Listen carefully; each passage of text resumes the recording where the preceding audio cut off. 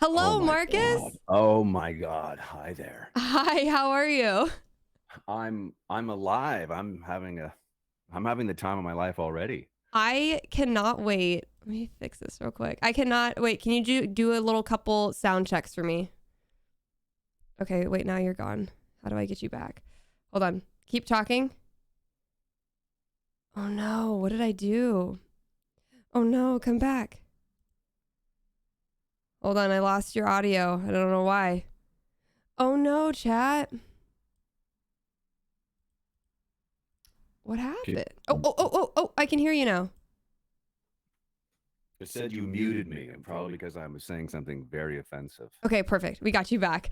Oh, okay. Everybody, hello and welcome. Thank you so much for being here. We have Marcus with us, Thank who God you're all here. we're, he's already been a hoot. So I think this is gonna be a really fun stream. So guys, buckle up. So you all know Marcus from The Evil Within, which is what we've been playing recently. Evil Within 2, Yes, Katie. The Evil Within 2. We got to be very The specific return. about that. Oh yeah. But Marcus, could you give a little intro to who you are for folks who do not know you or don't know you from anything else besides The Evil Within 2? Who I am, like on an existential level, Yes, and or also what do you do? well, I am up in Canada right now. That's where I'm from. I'm in Toronto. I was in Los Angeles for a couple of years, but I am a wannabe actor and a wannabe writer and musician and sometimes comedian and cartoonist. And that's what I do to keep myself sane and to pay the bills. And yeah, so that's me. I love that. I'm actually going to be up in Toronto in September. So, No, you're not. yeah, so we should definitely get lunch or dinner or something. Yes. Yeah. I'm Yes. I'm actually going up there primarily for a meetup for my community. So I'm meeting up with like 20 of my people in my Twitch community. Where are you meeting? We're meeting at a dog park and then we're going to go to medieval times. A dog park. You Listen, we got to be came safe. all the way to Canada to a dog park. Yeah, I don't know, there's like some cool dog park with like a bowl and you like sit up above and there's just like a, Oh, we've got some dog parks here. Let yeah, me tell you, we've got the North America's finest. yeah. So I am very excited about that. That's great. Yeah.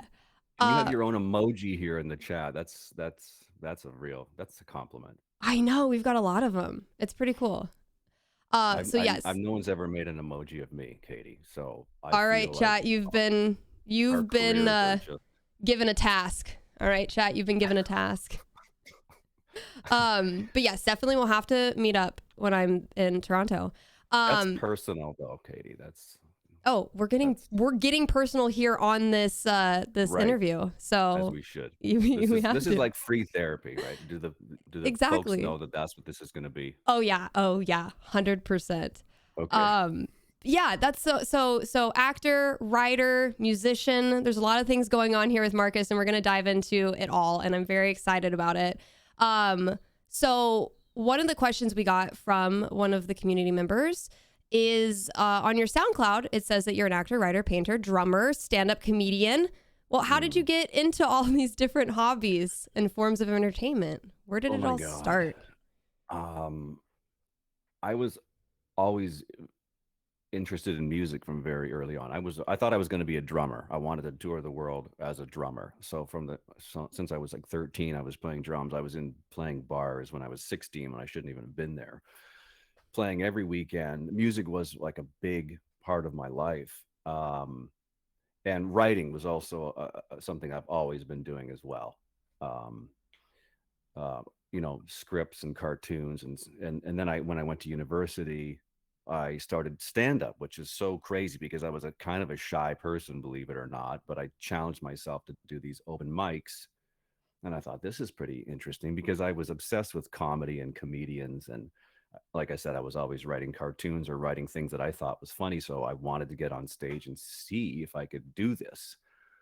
And then I got an agent, believe it or not, because I was doing music and comedy, and he took a real big chance on me because I had no experience. And I started doing commercials, and I realized, you could make quite a bit of money doing, you know, doing commercials, making stupid faces on camera and getting paid very well for it. And I'm like, this is unbelievable, because I also wanted to be Jim Carrey at the time. So I thought I'll just copy Jim Carrey with a bit of John Ritter and Don Knotts from Three's Company, maybe a little Woody Allen. And that's how I was getting these, landing these auditions. And I'm like, this is nuts. Like, I never thought I was going to be in acting at all, because I was in school for art. I was a painter in school. Like, who cares about painting, right?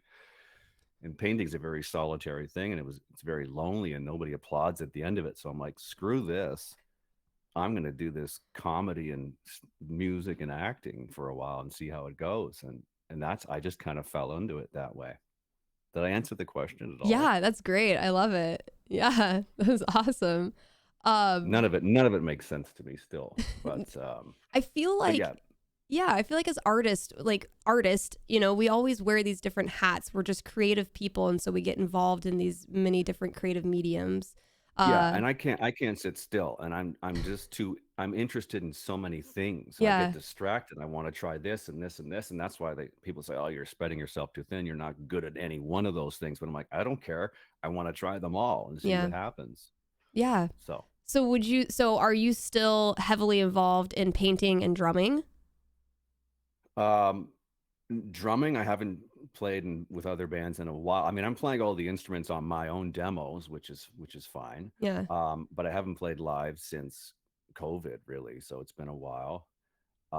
Painting, I do the odd, I'm cartooning all the time. I've always wanted to be a cartoonist, So cool. and so I'll do illustrations and paintings and here and there. Um, um, but yeah, but writing has been a thing that I've been constant throughout. So, and then I got into animation, because that's like a combination of artwork and scripts and doing funny voices, which we haven't even got into yet, which is the voice stuff. So animation was like a perfect marriage. So I really started to focus on writing animated pilots. And because I'm a huge Family Guy fan, and Paradise PD, like just raunchy adult primetime animation. So I was pitching these shows when I was living in Los Angeles. I sold a kids show when I was there. So animation's a big thing right What? now. Is this kid's Yeah. show, has it been produced? No, not yet. It was a company in India, believe it or not. Yeah. Cool. Hey. So, but I kind of signed off all the rights to that, which is fine. I just Yeah. wanted to sell something.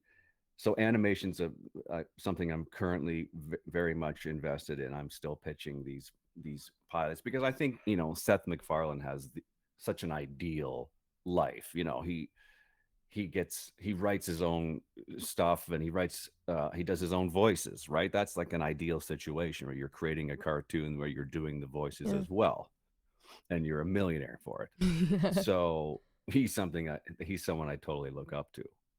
I love that.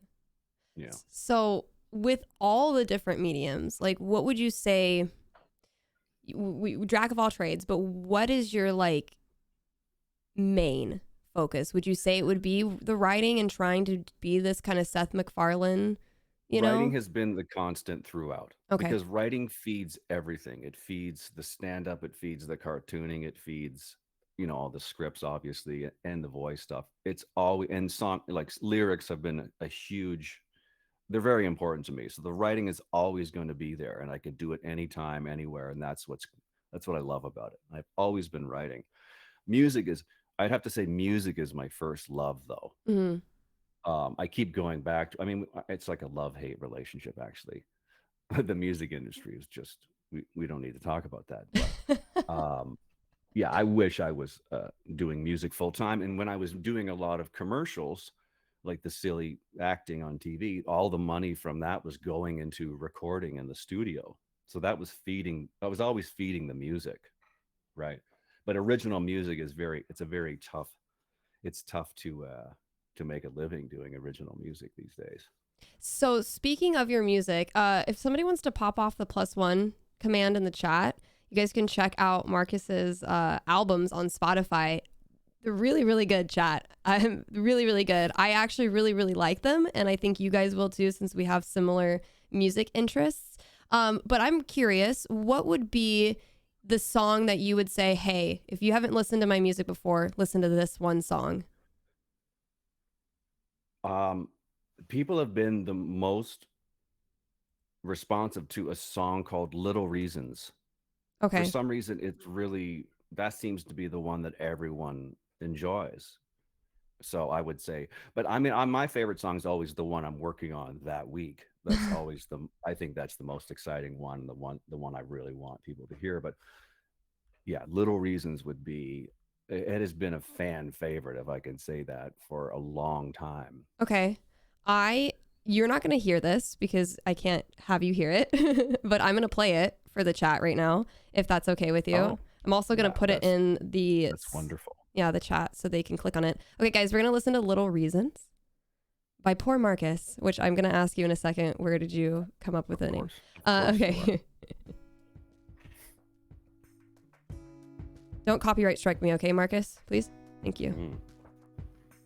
So this is like having music on in an elevator. Yeah. So you can't hear it, but the chat can. Okay. So they're being lulled to sleep right now Yes. while we're staring at each other still. Mm-hmm. So are we allowed to talk? You can if you want to, yeah. Or no, are we going to be continuing this conversation? No, I'm just letting them like hear it. Yeah, just so they can hear it. It's like, when the kids are having a nap on the carpet for a while. Yeah.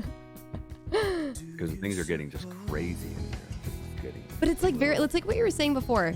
Very John Mayer, right? We can actually have it play in the background. I want to have it play in the background. I like that idea. Yeah. I mean, that's a huge compliment. I mean, John Mayer is so unbelievably talented. It's ridiculous. Yeah, it's just like he's really also good. a huge fan of Sting and the Police. You can hear that in his music, and the Police are my favorite band. So between those two artists, I mean, you can't go wrong. Mm-hmm. Yeah, it's really good, and I hope that everybody listens to Marcus's music. So, Poor Marcus. Why Poor Marcus? That is a long story. It's a long, stupid story. Okay. But it started off as an inside joke because I have such terrible luck with most things, like cars and money and women and jobs. Like, it's just like an ongoing joke where I would tell someone, like, you're not going to believe what happened to me, and they'd be like, oh, poor Marcus. Like, it was like this ongoing, like, really I guess that's really bad, right? And I would hear it all the time, and it became like this joke, like, poor Marcus. And I was like, that's a cool name. It kind of sounds like a marquis or a duke or some medieval title, like Lord, poor Richard or King Art. You know what I mean? Like, it had this medieval, like, because I like the idea of the troubadours, who were like the early songwriters, but it also sounds like a guy who was like the court jester, like the total asshole that had to go dance like a monkey in front of the king. And it sounds like poor Marcus, like that poor bastard out there entertaining himself, looking for love because he's so needy. That's perfect. I mean, all my songs are, well, not all of them, a lot of them are about heartbreak and the ridiculousness of life and how life is fleeting and it's all passing me by, and there's a lot of regret. And I mean, it's kind of dark, but it's kind of bittersweet as well. So that name just kind of encapsulated that whole, not the woe is me thing. It wasn't meant as, oh, poor bastard. It's like, yeah, I'm just going to embrace the fact that, shit happens, and I'm just I'm going to embrace it and just, yeah. I love that. No, I like that. That's awesome. Somebody said mood in chat, and that means that they can relate. Mood, right? Mood. I'm learning these amazing things. I know. Just before we went live, guys, I taught Marcus how to pull a tab from his main. How to turn my computer on. Yeah, like, how to turn the computer on, how to use the mouse. Button? Yeah. So he's learning a lot of stuff today. I'm old. I don't need to know these. I want to jump into now the acting side of things.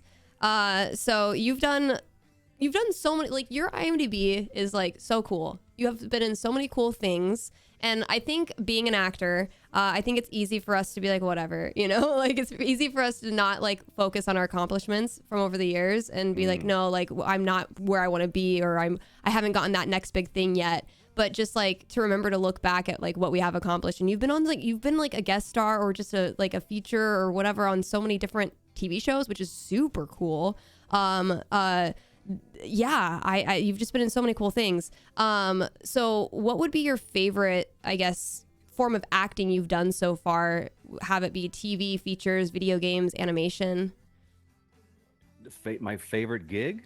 Just like what you enjoy as an actor. Like, do you enjoy being in feature films? Have you enjoyed being in video games more, or being, on those TV shows, this Oh, TV series? but they're such different animals, Yeah. Talk to me about that. The funny thing is that like I said, I started off wanting to be like funny. I wanted to do comedic stuff, but nobody ever saw me that way. Maybe because I look like a homeless heroin addict. I don't know, but I had long hair too, right? Yeah. Like when I first got an agent, I had like bleach blonde hair. I looked like Kurt Uh, Cobain, and that's how I was getting all these jobs in the '90s. So I wanted to do comedy, but the casting people would not do that. Actually, that's not true, because at the beginning I had short hair and I was doing a bunch of goofy stuff. I did a bunch of goofy commercials, like that very slapsticky, like the Jim Carrey sort of thing. But then I got into more the moody, broodier stuff with the long hair and the facial hair. I started playing a lot of bad guys, so I had to say goodbye to the comedy, because now they're just seeing me as like drug dealer, killer, yeah. just deviant bad guys. Like I'm always, and that's fine. And I just embrace that. I'm like, yeah, I'll play the bad guy. That's great. But that's what I've been doing for like 15 years. It's always like these sketchy, really dark, guys that usually get killed. Dude, I can't tell you. And I've told my community this. Because we've obviously, and we'll get into it a little bit here, but I told my community about The Expanse. I was like, I was watching The Expanse and I was super into it, and all of a sudden I was like, is that Marcus? Just Yeah. and then yeah, you look super sketchy, whatever, and then you died. Right. And it's usually my hair and beard, or that's what's getting me all the work. Yeah. So I'm like, I can't cut my hair off because my hair is getting me all this work. Because Hmm. who the hell walks around looking like Jesus, right? So I go to LA and there's all these beautiful guys in the waiting room, all these, these Brad Pitt chiseled dudes. And I'm like, what am I doing here? Like, there's no way I'm going to be able to compete in this world. So that's why you got to embrace the secondary roles, like the sketchy guys, because everyone needs a bad guy. So that'll be my niche, right? So Hmm. I just went full on with that. I know I'm not going to play. There's so many roles I cannot play, just because of the way, just my persona and the way I look, right? Which is fine. I'll never be like the friendly neighbor or the lawyer or friendly You could be a dad or lawyer. no, or I can't play a cop. I can't do SWAT guys. I can't do soldiers. I mean, they don't see me that way, which is okay. You have a So I'll play. lawyer-esque face. Maybe if I shave more a suit, but I like would who are hire we you trying? as my Who are lawyer. we trying to kid? I would I'll be hire. the guy I on would the hire. stand who's always being accused of killing somebody. So it's interesting, yeah, right? So it's about appearance when we're on the camera, but when we do animation, it's different. So with Right. Evil Within 2, you played a protagonist. You played a good guy who's trying to save, whatever, Right. going through all of that. And that's how can you, yeah, we've got a lot of questions about Evil Within 2. How did that happen? How did you react to getting that role? How did that happen? That was like just a marvelous thing that just fell into my lap. It was just like I had no idea what I was getting into. I auditioned for it. I think I submitted myself, for these little jobs because I was, scraping the bottom of the barrel in LA, not making any money. And I submitted myself on this voice gig, and I was like, "Oh, this sounds interesting." It was like a film noir detective sort of dude in the game. I'm like, "Yeah, I'd like to try that." And I did a few auditions, and then they said, "Yeah, well, we're gonna go with you." I'm like, "Okay, cool." I just thought it was this low budget, Yeah. independent, like whatever. I thought it'd be if I get a day of work, if I make $200 for the day, I'm like, "Wow, that was a great day." I'm really on the road to stardom here. $200 a day, but I had misread the ad, which is my favorite part of this. It said I was in the studio and they're like, yeah, so we're gonna need you for like a couple weeks. And I'm like, oh, this is really? And they're like, yeah, like if you play the game, you're the dude. If you're gonna be the dude. I'm like, oh, wow, okay. And they started showing me all these like the artwork and all the the motion capture that they were doing in Japan. And I'm like, wow. Anyway, and they're like, yeah, so, and I'm thinking, oh, this is great. I'm gonna make $200 a day. This is fantastic. And they're like, no, it's 200 an hour. And I was like, what? So I was just like, this is amazing. Mm-hmm. Because I was ready to pack my bags and go home because things were not working at all in Los Angeles. So I'm like, this is great. This is going to be the start of something amazing. But I didn't know, like we talked about, I was stepping into a sequel, and they had replaced somebody, but I didn't want to know about that. I just wanted to do the best I could with what they were showing me, and it was all very hush hush still.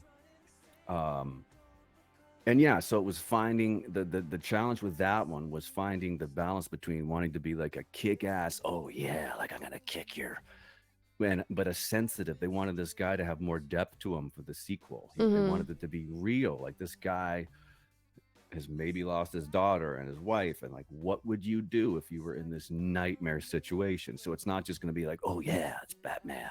I just thought I was going to blow shit up and just kill zombies. I'm like, no, we need this to be like human and real. I'm like, Mm-hmm. so that was the best challenge they could have thrown at me.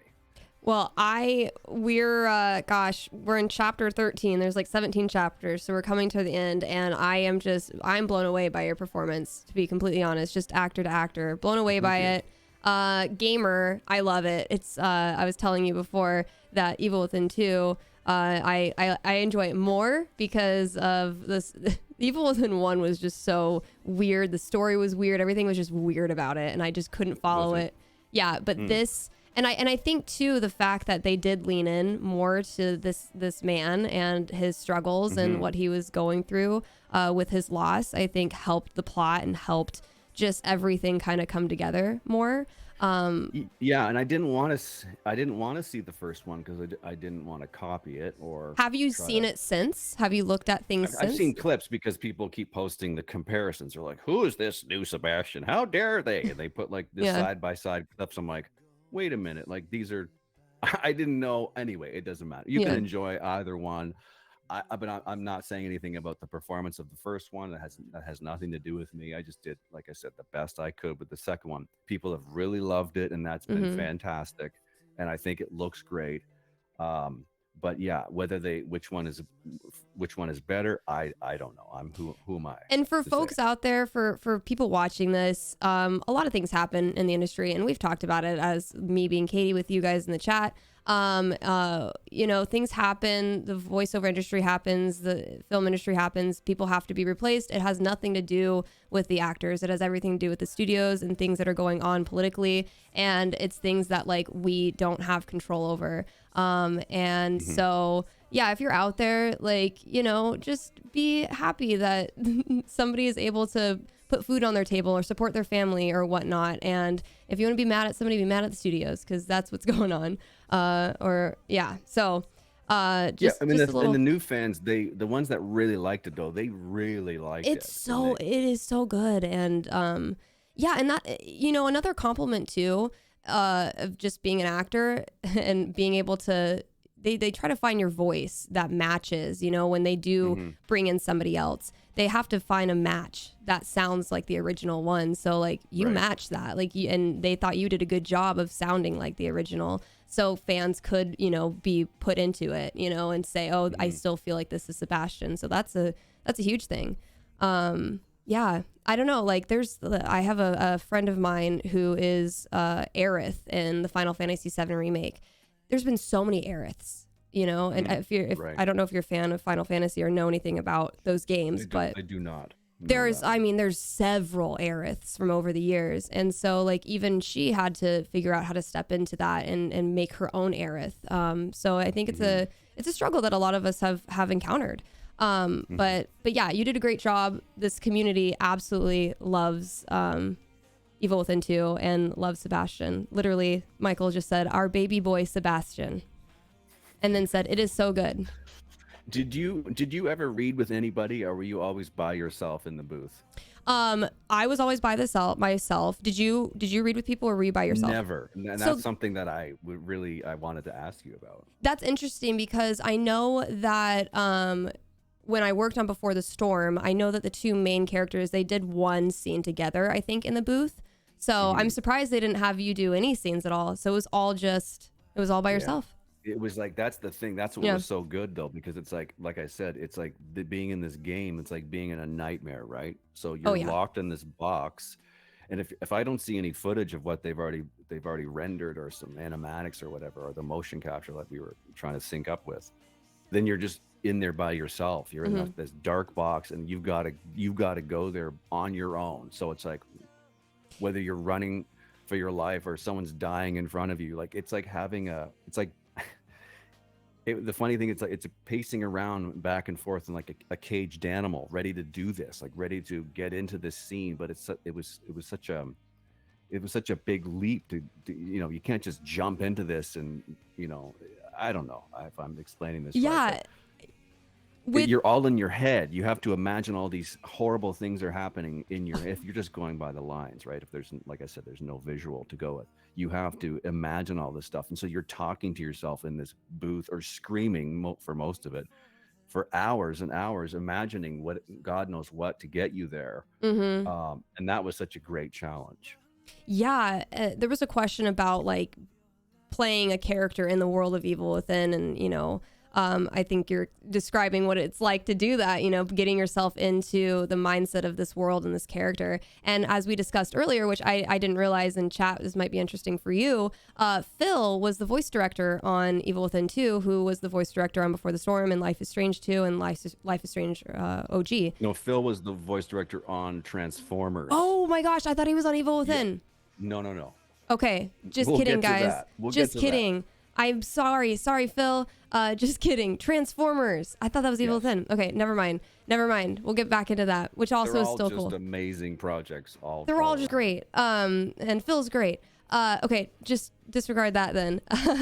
But yeah, so getting into those scenes and trying to figure out, like, I mean, you've seen it since, like, there's some really messed up shit in that game. Oh, yeah. Like, holy crap. Now, what you were trying to envision while being in the voiceover booth, was it anything close to what actually ended up in the game?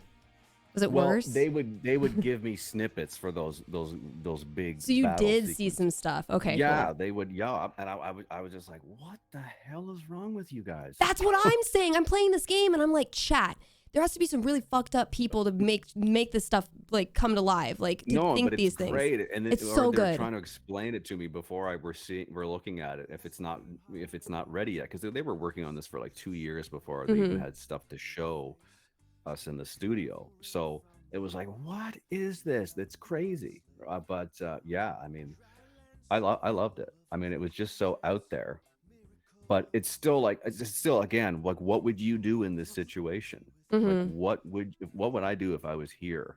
What is going on here? And but I have some dreams that are that crazy too, so maybe it wasn't that such a stretch. They got the right guy for it. Yeah, we're like, we think he has psychological problems. He could probably go in there and do this. Perfect. He can go into STEM. So huge Life is Strange community around us right now, and you actually were in Life is Strange too, and you did some additional voices. Do you remember the voices that you did? I don't, because Phil brought me in. I was reading for like a cop or a lieutenant or a detective, and I think it was a trailer for it. And that was all I knew. Okay. Like, it was like a favor, like, do this, do a few lines, going to be great. This is huge. And I'm like, okay. And I did it. I never saw it. So you were either a cop, a lieutenant, or a detective. or a detective. Okay, and everybody watching this, find it. I think it was for a trailer. There must have been trailers or teasers released for this, right? Yeah, there was, but there also, whether or not I made the final cut, I don't know. Maybe you were the cop in the beginning. Chat, you have to go look into it, because there's cops there's cops all over. How many were there? A lot of lines you had, or no, like maybe 4 or 5. Interesting. Okay, guys, I would say look at the were they like just stereotypical like cop lines? I think so. Yeah. Okay, Pretty look at much. the Yeah. beginning, guys, of Life is Strange 2, where the cop comes up and like encounters Daniel and Sean. That might be maybe Marcus. Could be. Okay, Yeah, you guys hear his voice. It's a very like he's got a very rich voice. Listen for that, okay? And if you find it, message me. We prefer sultry. Sultry. Rich sultry. Okay. But then again, then they say I have a face for radio, which is very insulting. Have you heard that saying before? I have, You've but got a I face for disagree. radio. I disagree. I don't think I disagree. That's oh, you're too kind. I found a cop in the trailer, but I don't know. Okay, guys, post it in the Discord. Talk amongst yourselves. Help us out. Or maybe I dreamt being there. But no, I'm sure Phil brought me in from the work I did with Evil Within too, and then he brought me in for Transformers, which again. And then let's get into that. So yes, Phil was the voice director on Transformer, which was awesome. And somebody in the community says, I appreciate your performance as Predacon in War for Cybertron. How was your preparation for the role, and did you watch any of the previous Transformer media before? Not at all. I had no. Okay, this is what the fans need to know. I had no idea this was even a Transformers project. It was so hush hush. They were using code names for everything, as I'm sure you know. They do that for a lot of auditions because they don't want them to leak. They just said this is going to be a great show. Netflix is involved. They told me that later. I'm like, oh, okay, this is cool. And they didn't even. I had no idea it was Transformers, and I had no idea I was replacing this iconic voice artist that the fans loved, which we'll get into. They described this guy to me. He's kind of, and I thought, oh, I'm gonna blow my voice out because these Transformers guys, they're all down here. They're all like, whoa, whoa, whoa. I can't do that for 2 hours. It's gonna blow my vocal cords out because these guys are big dudes, or they got these big bellowing voices, and they sound amazing. I'm like, I can't do that. I can't go down here. You know what I mean? Like it's even lower than that because they don't want to put effects on it. And I'm like, I don't know if I can sustain this. So they're like, no, this guy's kind of crazy. He's outside the box. He's really flamboyant and weird and theatrical. I'm like, okay, maybe let's try. So we tried a few things, and they're like, yeah, we're kind of getting there. And we keep looking at the people at Netflix. We're like, yes, no, yes. Look, they just wanted to try things. And they told me that this character was existing in the franchise, but they wanted him to be a little younger, you know. So I'm like, okay, that's all I have to go on that. He's younger. And they sent me a clip of I think it was Dave. Is his name David K? David K. I think his name was. The original. Like the iconic. The voice is like, oh, he's very. He's got this great voice, and his key phrase was like, "Oh my," or "Oh my," like it was this very yes. And I'm like, okay, I can kind of. So we started with that, and then then we got further and further away from it, and then they were throwing out the idea of like, what about like a Nicolas Cage sort of like just a wacko? And I was like, oh right, like just a weird, not a Keanu Reeves, but like a Nick Cage cadence combined with like a Transformers voice ish, and I'm like, I don't know what that's gonna be. And then we tried it, and he's like, yeah, do that. So that's kind of what we went with. And I'm like, I don't know what the hell this is. And I still didn't know what it was when I left. They're like, it's gonna be great. You're a purple dinosaur. I'm like, what? I'm a purple dinosaur? I'm like, okay, whatever. And I forgot about it. And they're like, oh no, by the way, it's Transformers. I'm like, oh, that's cool. Yeah, I've heard of that. Not knowing that it was like this huge thing I was stepping into, and that some of the fans are going to be a little upset that they had replaced this, like I said, this icon that they don't tell us so much. Anything. They do not prepare us. They don't tell us. We just get a job, and we're like, sweet, we booked something. Yay. Yeah, and it was so much fun, and like Phil, like you said, he was so supportive, such an amazing guy. I told you he wrote me a letter for my visa application, like to try to keep me in LA.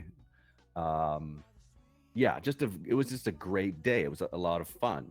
I didn't know that I had stepped on like this landmine that was going to show itself when and it aired on Netflix months later, or maybe was it a year later? No, I don't know how long it took to finally air. Yeah. But then it was like, oh yeah, I did. I guess I did replace somebody, and I better go listen to him now. And I listened to him. I'm like, oh my god, I was not even in the ballpark. But Hmm. that's not what they wanted, right? And again, So that just goes back again. Anyone watching that goes back to the studio. Like we just heard this whole thing about how the studio wanted Marcus to sound this exact way. They wanted to go in this different direction. So it has nothing to do with the actor yeah, they and their just wanted choices. something Yeah. different. That's all we knew, and Yeah. someone a little younger maybe, and that is it. And then so we did what we did, and Yeah. I think it's still fun. I mean, the show looks great, Yeah. but yeah, And that came you're out always gonna. recently, right? I think it was about 4 or 5 months ago, but you're Yeah. always going to upset the diehard fans, of course, Mm-hmm. because they don't If it's a like nobody likes franchise. Yeah. change, and if you grew up on that, then you want that familiar voice there. Mm-hmm. So Yeah. Well, I wanted to talk a little bit about how we first met. oh jeez Louise. Do you hear that, everybody? Everyone knows how much I just loathe working on that project. Everybody in this. I don't know. I didn't know if you have been dragging it through the mud, or you're just like, oh no, it was a fabulous experience. No, okay. When I first came out, I was a little just like, whatever, like I was still early on with my community and streaming on Twitch, and I was trying to just be very presentable. But 5 years, 6 years streaming with this community, they know how I feel about it. And yeah, so for those of you who do not know, Marcus and I met on the set of The Crossbreed, which was that horrible movie that I did. Someone wrote, "I'm so sorry you both had to be in that movie." Yeah. Well, so are we. So are we. Are we, Pluto plants. And what's crazy too, Marcus, is that there was a ton of people in this community that just love this freaking movie, and Yeah, because they love cheesy horror movies. and I know, right? but it just sucks, and I literally hear crap about it all the time, and people just like make references, and I absolutely hate it. And so the fact that like we came upon you in this game, and it's just bringing it all back again. It's just I hate it, but like it's just we're digging True into art it, comes with sacrifice. and that's what happened. Yeah. So there's so much to just unravel here. Working with you and meeting you was great. And also too, I just want to like say thank you. Another thing that chat doesn't know is that you were incredibly kind to me as a new actor in Los Angeles. I don't know if you remember this, but like we were talking on set one day, and I was telling you how difficult it was for me to find an agent at the time. And you were like, "Oh, I have this document that I put together myself of all the agencies in Los Angeles. I'll send it to you." Right, that took me a long time to put that together. Yeah. And I was like, "Holy shit, this is a gold mine, and this guy is so kind. What the fuck? This is amazing." Please tell me you found an agent from that mail out, or was it just all in vain? No, I did. I did believe I found some agent, but I'm not with him anymore. But definitely not in vain. I went through and I emailed like 100. I emailed like hundreds of those. I had the cold call email and just sent it out and just switched it up. But like that was just so useful as a new person in Los Angeles. And I think I've passed it on to a couple people since then. I mean, I don't know how relevant it is now because things change and such, but like at the time it was just so awesome. And I just thank you so much for that. That was really cool. Because I wasn't meeting, I wasn't meeting a lot of cool people, especially on that set. So, well, that's the thing. It's so hard. It's so when I mean, I don't want to, everyone knows, they've heard stories about how hard it is starting from nothing in Los Angeles. If you don't know anybody, you're screwed, right? So when I was back home still waiting for my visa for like 2 years, I was researching all the agents I could find, just so I had like the mail out is a crapshoot anyway. You never know if anyone's going to respond to you, and like if there's 400 agents on that list, 390 are crooks, or they can't get you where you want to be. So but what are you going to do if you have there's no nothing credits else. and nobody knows who you are? The casting people don't know. You're not going to get anything without the middleman agent, which is unfortunate. So I did those blasts like you did, and I if I could help anyone, that's not really the way things work there. They say like cold calling or mailing out is probably not going to get you. But like, what else are we supposed to do? Like, how else? Yeah, there's nothing else. But I appreciated it. Well, you're very welcome. You should have been doing much better work than what you were currently doing. That was my first. So I booked that movie and then Life is Strange Before the Storm at like the same time. And I'm glad that I've gone with this other direction instead of being in horrible B movies for the last 6 years. But okay, so for those of you who watched the movie, watched The Crossbreed, you were the crazy veterinarian who was giving an abortion to the lead character. Like, what is going on in this movie? Yeah, pivotal role, pivotal. It was insane. Yeah, that was such a horrible experience. The lead actress was horrible. I don't know. I think you probably agree. She was horrible. I have not seen it. You know, Katie, I honestly, You haven't watched it? I've watched it so many times because of this damn community. I hate it, dude. I don't like horror movies. I think they're ridiculous, but I do a lot of them, again, because I have a face for radio. But yeah, I don't like, I think they're just a joke, and yet people love and the stupider or the cheesier they are, the more they love them, and I just don't get it. So I fast forwarded it through it, and as soon as I think at the very end there's like a scene of it looked like the baby from the thing on the ground just crawling around. Ally McBeal. It looked like that, that baby that used to dance. And I'm like, the effects of that thing, like charging the camera at the end, I'm like, this is why I don't watch horror movies. Like, this is so bad. Horror movies are good. That was not good. And like, it was just, you were only in that one scene, right? You only had to be there that one day, correct? I think there was 2 days. But you were only on that set. You didn't have to. Yeah. Well, no, there was one in a house and a bedroom, and then we were at that weird that medical building that they switched up. Yeah, but you didn't have to. You didn't have to go to the You didn't have I didn't have to suffer like you did. That's what you're saying. You didn't have to go to the crazy ranch, did you? No.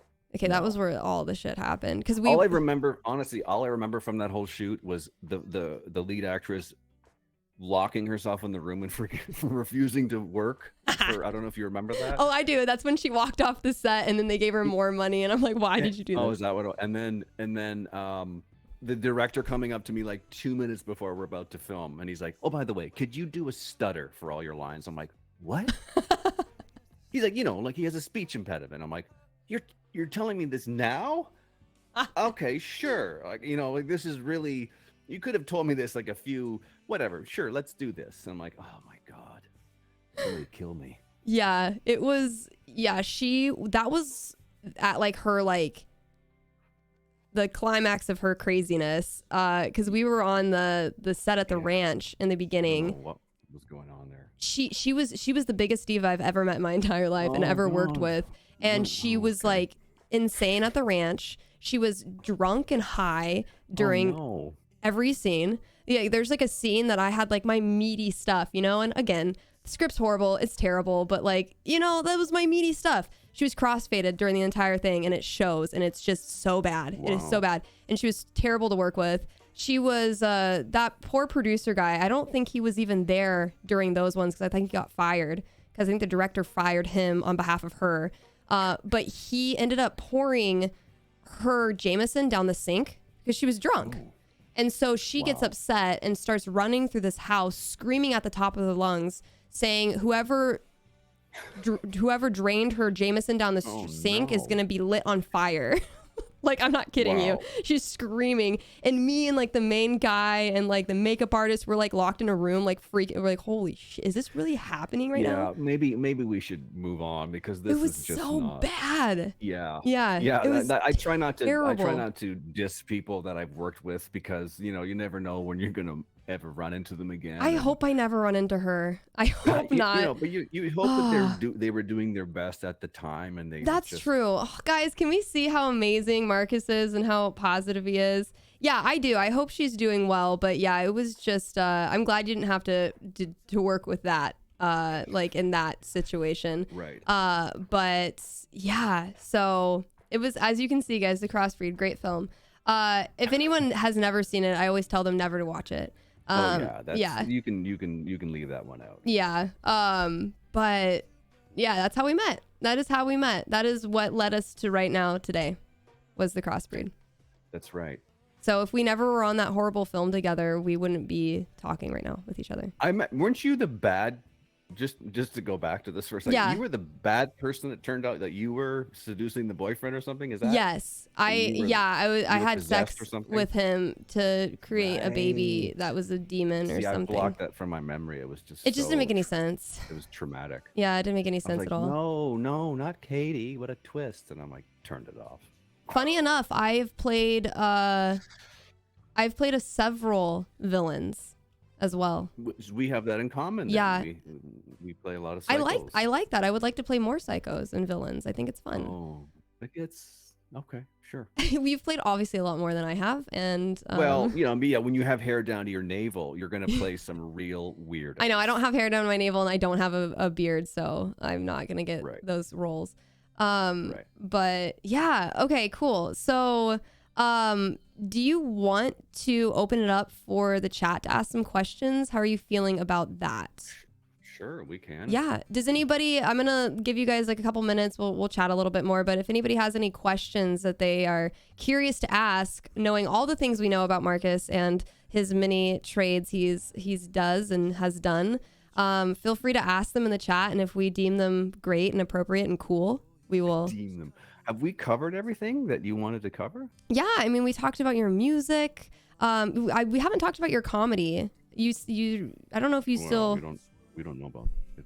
We don't. The jury's still out of whether or not I'm funny at I all. I I think I think it's I think yes. I think chat would say yes as well. I mean, I'm probably more entertaining in this interview than I have ever been on stage, but no. Do you Stand do up is a stand up? very strange beast. I force myself to do it a lot in Los Angeles because there's so many open mics there every night. It's ridiculous. Mm-hmm. Like you could do it 5 times a night, 7 days a week.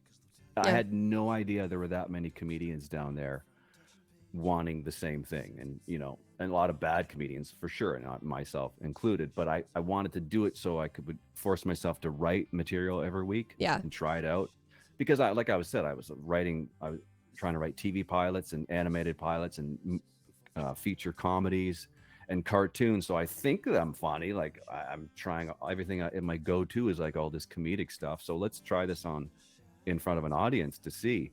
And it was hit and miss, and it's terrifying. Yeah. And it was mostly um, other comedians waiting in the audience to go up. So there's a lot of like standing in the back with their arms crossed, not smiling and laughing throughout your 5 minutes because Yeah. it's like no one wants you to be funny because I'm going on after you. Interesting. So there's Weird yeah, scene. this is weird dynamic in the room where like it's not. I didn't find it very supportive at all. Interesting. Okay, good to But know. everyone there is like for that. They're Yeah. there for a very specific reason, right? There, you wouldn't come to Los Angeles unless you really wanted, and you better be good, right? Because there's going Mm-hmm. to be a lot of shit there, and you have to be undeniably great. And I think I just got caught up in all the riffraff, but I just wanted to try to see what that was like to be in Yeah. front of people. Good for you. I've always thought of trying to do stamp as well, just to do it once, but one day. All right. So we've got a lot of questions that have just gathered. So we'll try to, we'll try to go through these. And yeah, what has been your favorite project you've worked on thus far? My favorite project, Yes. with acting and voice, Yeah. that's so hard. And I can't involve music, right? Because that's a whole other. I think I think Evil Within 2 has been the biggest, most eye-opening one. Cool. That had the most impact with other people. Cool. All right. Yeah. What's your favorite DC superhero and supervillain? I know, out of left field. No, what are the? Give me the top 5 DC. Oh, because you can't think of him. Do you watch DC? I don't. I mean, I can't give you the. Batman. I mean, I can't give you the top 5. Me for this. Shapeshifter. I'm sure. Give us the Is top Batman a 5. DC comic? I don't How know. dare you not know the difference between? Listen, I I'm don't not either. a comic book guy at all. Okay, we'll come back to that one. What was your experience shooting for Orphan Black? Oh, that was a lot of fun. I got to play like a rockabilly dude with like huge sideburns and a coiffed like an Elvis hair Oh, in Toronto. Yeah. and I got to work with Michael Mando, who would go on to amazing things with uh, Breaking Bad and Better Call Saul. Yeah. So that yeah, that was a lot of fun. It was just 2 episodes though. Like if you blink, you miss me. That's cool that they got 2 episodes. Yeah. All right. And What that, is and that was another show that was like, oh my god, this became this huge phenomenon with the fans, and it was like no one, I don't think anyone knew how big that was going to be. Yeah. Yeah, there's a ton of stuff that you've been in that are pretty have huge fandoms. Um okay, what is your favorite romantic interest in The Evil Within 2? Romantic interest? Yeah. You mean romantic besides my wife? So there's this thing in the video game world and Is in there the in other? culture, in culture, I guess, in pop culture, where people ship characters that don't necessarily have any romantic interest at all with each other. Oh, they wanted Sebastian and Kidman to hook up Yeah, in this alternate yeah, universe. yeah, like stuff like that. Yeah, yeah, things like Mm. that. Like we just met Esmeralda. Oh man, I was gunning for her, and then she died, and I was like, dang. Yeah. Well, I think there's not many female characters in that world, right? There's a lot of the demon monsters, and people are really weird, and yeah. No, I'm thinking of Evil Within too. Like there weren't in terms of who was my romantic, who would I gravitate towards, or Yeah, there's there people. wasn't a lot to choose from. There wasn't a lot. There was Kidman, there was Esmeralda, there was gosh, I can't remember her name, somebody else that worked for Mobius. And then there was, like I said, like the weird female demons that you had to Right. fight. Right. Yeah, there's some interesting stuff out there, Marcus. Oh yeah, I've got a The- thing for screeching banshees. Oh, yeah. Exactly, exactly. Talking again about the Evil Within 2, do you remember any of the hardest scenes you had to do? The hardest, well, that would be the emotional ones, Mhm. at the end. At the end. Oh no, don't tell me. Oh, right. Yeah, I don't want to spoil it. Oh my But god, don't tell me. I should have finished the game before you came on, Marcus. I've tried no, so no, hard to get there. it's okay. It's okay. Oh no. You take your time with it. Just enjoy it. But like I said earlier, it was like going from tough guy. How do you do both tough guy who's gonna kick ass and blow shit up to soft, sensitive? Oh my God, this is my wife or my child that I might be losing here. So that was because you want to be like this. Oh yeah, I want to be this guy. Yeah. I just want to be Batman for it all, but that's not what the narrative required. So it was doing those emotional. We just hit one of the emotional scenes where you're talking to your wife in like this weird reality and like having a heart to heart with her. Yeah, I mean, that was and that's very the thing, emotional. because that was the challenge, is not losing that grit and toughness when you go into his real life. Like you can't just, he can't be talking to his wife like this. Like, it's just there has to be some softening, but it's still the same guy. So how do you find that voice where he could still be having a heart to heart with his wife, and those get more and more as you get further and further to the end. Yeah, I was finding that transition from the tough exterior to the guy who's lost everything or might lose everything, who's just a guy, like at the Just end a of the guy. day, right? Yeah. Is there a specific genre or franchise you would like to work on?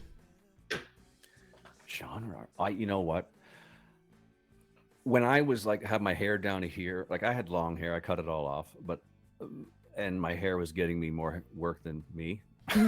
But I was doing a lot of like really fun roles, like pirates and Vikings and medieval stuff, right? And I would have loved to have been on Game of Thrones. I mean, who wouldn't? Who wouldn't want to, be working in Europe on those amazing sets and with that crew? I mean, that was such a crazy show. That would have been something that would have been, that's like life changing. And I just love medieval themed anything, and just the scope of that show, and just the writing was so great, like I said, but I just like that time period, and I thought that there's no way I would have gotten an audition for that. There's just I don't have the contacts for Yeah. that sort of thing.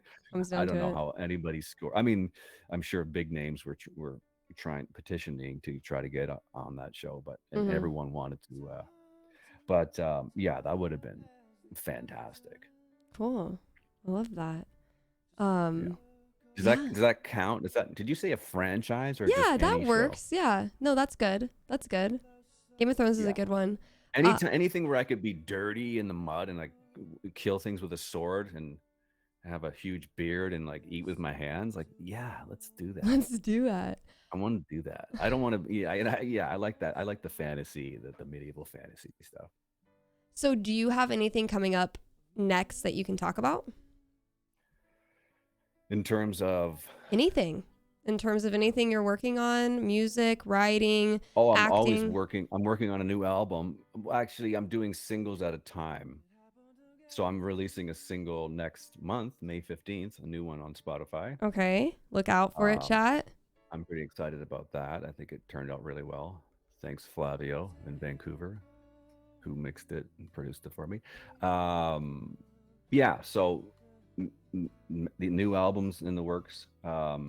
Like I said, I'm still pitching these animated pilots. It's hard to get meetings when you're in Toronto and you're not in Los Angeles. But yeah, I'm still sending that out. I did a few TV shows that I can't really talk about until Fun. they come out Yeah. because I don't want to spoil anything. I don't want to say anything. Yeah, that's how it is with me too. I'm like, But there's like it's a pretty big show on ooh. Netflix, and it was a lot of fun. And they had some great guest stars that I got to work with last week, but I can't say who they are. Last week? You got to work on it last week? Yeah, Cool. but again, I get killed within the first. You do? I get killed Love within like it. the first few minutes because they just look at me and they're like, "Yeah, let's kill him. Yeah. He's not going to survive." Love So it. yeah, that was fun. Cool. Cool. Well, some things to look out for. Guys, make sure that you click on his Instagram, Twitter, follow along so you can see when those things are released and announced. Long. Follow along. Check out the IMDb page from time to time. Yeah, in my followers might go from like 12 to like 15 today. I might be like, Hopefully. oh, wow. I'm a big deal. Did anybody become a fan of Marcus today? Oh no, I'm not fishing for that. I'm just saying. No, like, you did it, and so I'm bad fishing at- for I'm you. so bad I'm at fishing for you. self-promotion. Like I'm so terrible at this whole Instagram and Facebook and Twitter. You're doing and great. I just have no patience for it. I mean, they're like, no, you got to be on social media. You need to be. The most promoting important thing is that you are on it, and you have an Instagram and you have a Twitter. The Twitter is a big one. I'm surprised you have a Twitter, because a lot of people who aren't into social media they're like, I'll just do an Instagram. Look, we stan. Right. Yes. We got to follow Toronto Jesus. You are now Toronto Yes. Jesus. All right. That Lord, he's got something there. He's got something. I don't have the long hair anymore though, so I could maybe play Jesus's accountant. Lawyer. No, his one of his disciples. Sure. One of the disciples. Maybe one day. I didn't realize you didn't have long hair. I thought it was like in a ponytail or something back there. It isn't a little because I can't lose it all, because then again I will never work again if I don't have something. You just have to have something back there. Right. I need the scruff and the greasy hair to get the next job, right?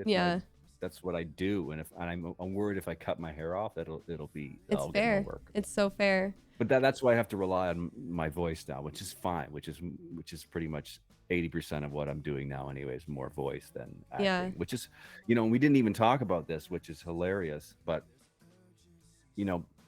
people talk about how no one talks about how stressful it is to be in front of the camera, right? In front of like a 40-person crew, with your lines memorized and all that stuff, as opposed to being in a studio by yourself reading off a script. Yeah.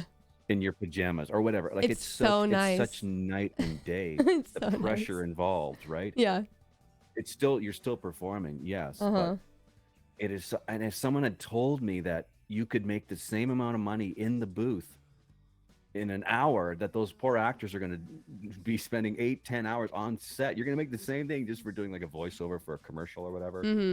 If they had told me that 20 years ago, I'm like, yeah, why didn't I start voice work 20 years ago? This is incredible.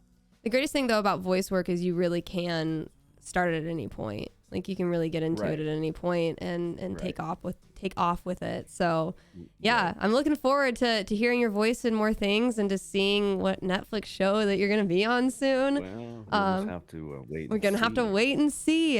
But Marcus, again, don't blink because you'll miss it. oh, how many times have I, it's only been twice, but how many times have I emailed you now out of the blue and been like, I just saw you in this. I heard you in this. Like, don't worry, I'm going to see you. I'm Yeah, going they're to like, "Are see you you. still trying to do this for a living? What is wrong with you?" I'm like, "I don't know. I can't do anything else. I don't know." This is what I'm doing. Well, Marcus, this has been so fun. Thank you so much for coming on my Plus One interview segment here on Twitch. Is there anything else you would like to say about anything? The floor is yours. I know that this is a huge compliment that you would even ask, and the fact that you're such a big deal on Twitch. I mean, good for you. You have a lot of fans here, and the fact that they tuned in, and that's such a nice compliment as well. You So were thank you, requested. thank You you. were requested by I this was community. really. I think you're just saying that No, I'm to not. No, Michael was one of the Cat Lord was one of the people who was really requesting it. There was another one in the chat. Last Hope was requesting. Everyone was like, get Marcus, get the voice actor for Evil Within 2 on here. Do it. And I was like, you're right, guys. Why wouldn't I do that? I think some people are suggesting that we start our own show here in the chat. I love it. I love that idea. Still time to announce the crossbreed too. Oh, Michael, I hear that all the time. No, that will not Wow. happen. No, I meant something more like, a podcast, called Why This Sucks. Why this And sucks. we'll talk about why it's terrible being an actor or writer. Yeah, talk about the How realities. how lonely it really is. Yeah. Which we didn't even get into, but that's a whole other. Just let them Ponder imagine it. Yeah, just let you what ponder sort that of- one. what that podcast would look like. They would all listen to it. Yeah, thank you again so much. Chat, I'm going to see Marcus off. I'm going to go to a BRB screen and then I'm going to talk to Marcus, say goodbyes. But this is for you guys to say goodbye to Marcus right now. If you missed this will be a VOD on my Twitch channel. It'll be up on YouTube. I appreciate y'all again so much. Marcus, say your goodbyes. Thank you. This is going to be the biggest streaming phenomenon that you've had this year. I can tell. I can feel it. It was a really We're good gonna- interview. It was a really fun interview. We are going to break some records with this one, and we're going to change some hearts. We're going to open some minds, open some hearts, and this is going to be good. I can feel it.